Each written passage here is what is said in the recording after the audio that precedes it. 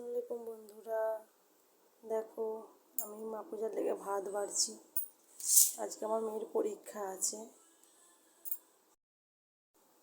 দেখো মা পূজার ভাত, আজকে ওর পরীক্ষা আছে। আজকে পরীক্ষা আছে 1:30টার সময়, তাই ও ভাত খেয়ে যাবে। ওর লেগে আমি ভাত বেড়ে দিচ্ছি। এসে গেল ডাল,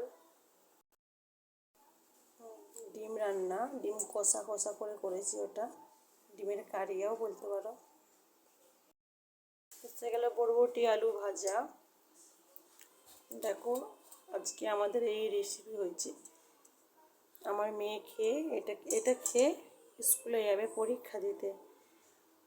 আপনারা দোয়া করবেন আমার মেয়ে যেন ভালোভাবে পরীক্ষা দিতে পারে, কিংবা পাস করতে পারে। আবার কমেন্টে বলুন এই রেসিপিটা কিরাম হয়েছে, থালাটা কিরামভাবে সাজানো হয়েছে, এবার বলবেন।